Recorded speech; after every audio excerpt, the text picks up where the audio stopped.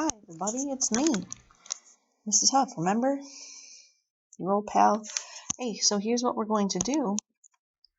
We're going to talk about Earth's place in space.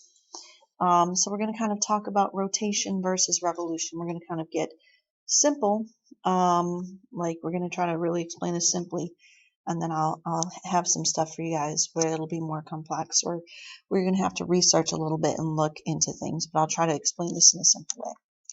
So when we talk about Earth moving in space, well, first of all, how about really cool?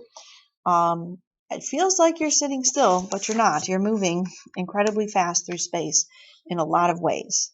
So right now, for one, you're sitting on a planet that's turning, kind of like this. Okay, that's called rotation. That's what gives us day and night. Then the planet is also revolving around the sun. So as it's spinning around, giving us day and night, my head is the sun, it's going around the sun. It's revolving around the sun. So these movements, rotation and revolution, which you're going to need to understand the difference between, are what gives us day and night. And because the Earth is not just sitting kind of straight flat, it's tilted on its axis, it's also what's giving us the seasons as it goes around the sun. And that's what makes the seasons different in the northern and southern hemisphere. If you're like my child and you like the show Bluey, which is Australian, one of their episodes is Christmas Swim, where, I mean, here I guess there are times where you can go swimming on Christmas. It's kind of nice. But there, they have summer during our winter months, what we consider winter, because of the tilt of the Earth. So let's kind of look into that. Rotation means the Earth spinning around on its axis. So like this, kind of spinning. That's rotation. Revolution means going around, not that kind of revolution, not like with the guns and stuff. But revolution, to revolve, means to go around the sun. So if my head is the sun, then this cup is the earth. Science rocks. I don't know if you knew that. It does. Especially if we're talking about something like geology. Get it? Science rocks. Don't you miss me already? Okay, so rotation, revolution, just making sure you guys kind of see that. So in this picture, the green arrow where the Earth is spinning represents rotation, and the yellow arrow as it's going around the sun represents revolution. So we can also refer to that as orbit. And our Earth revolves around the sun once every 365.25 days, which is why we have every 4 years an extra day, because 0.25, you add that up 4 times, that's going to add up to 1. So we'll end up having an extra day, and that's our leap day, February 29th. Isn't that neat? If you didn't know that, aren't you like, oh, that's kind of neat. That's why that makes sense. That's why we need an extra day. And our rotation, the spin of Earth on its axis, that occurs once every 24 hours. So let's look at our Earth and all these little lines and stuff. Let's kind of talk about that. So there's an imaginary line that cuts through the center of the Earth. So it would be helpful if I had a ball here, but I don't. So I could show you what I mean, but like cutting directly through the center, we call the axis. I'm sure you've heard of that. So it's the point on which the Earth spins or rotates around. It goes from the north to the south, and it's tilted. So like I said, if this cup, it's got candy, not coffee today. If this cup was the Earth, well then it's not sitting flat in space. I mean, where's flat? Where's up? Where's down? It's space. Oh yeah, speaking of, besides rotating and revolving, the whole solar system is moving in our galaxy. The whole galaxy is moving through the universe. So we're not ever sitting still. But if we imagine that our solar system is on like a table, a flat plane, well, the Earth isn't flat like this. It's tilted at 23.5 degrees. Because of that tilt, we have seasons. So that tilt of Earth's axis becomes important. So here's the sun, here's the Earth.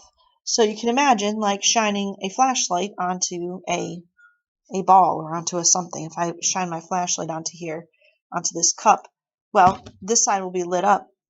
This side won't, because it's in the shadow of, and it's not facing the sun. That's why we have day and night. So half the Earth is facing the sun, The other half is facing away from the sun. When you're facing away, it's nighttime. When you're facing towards the sun, it's daytime. I feel like you're probably like, oh yeah, but that's just kind of common sense. Like I feel like you've either heard that before or you feel like that's common sense.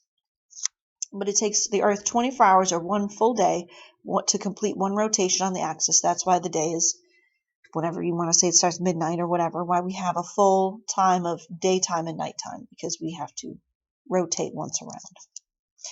So, like I said, when the side of the Earth that's facing the sun, when it's facing the sun, that's daytime. And then the side that's facing away from the sun is nighttime.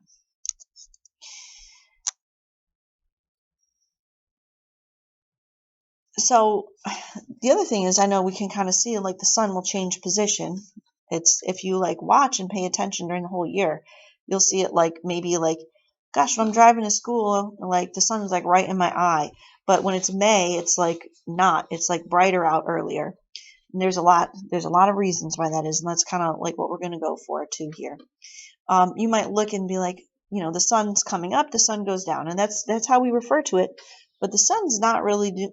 The sun's kind of there. We're going around the sun. So as we rotate, it gives this illusion that the sun is kind of coming up and going down. But really, the Earth is what's spinning. So it's an illusion. Let's think about this. What about when you have, like right now it's December. Oops, not for you, but for me it is. Right now it's December, and when we drive to school or work, I don't know about you, but if we're all going to the same school right now, the sun is directly in my eye at certain times, and it's like the sun is just coming up very early in the morning. The sun's kind of low in the sky, but yet when it's May, like we'll be driving to school and the sun's way higher up. Well, why is that? That has to do with the tilt of the Earth on its axis and our position relative towards the sun, where we are.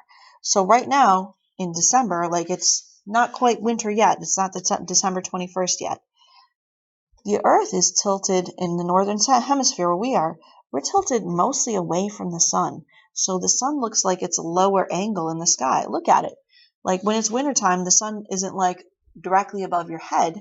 It's sort of like, even at noon, it's sort of like not totally at the highest point in the sky. Well, that's because of where we are relative to the sun.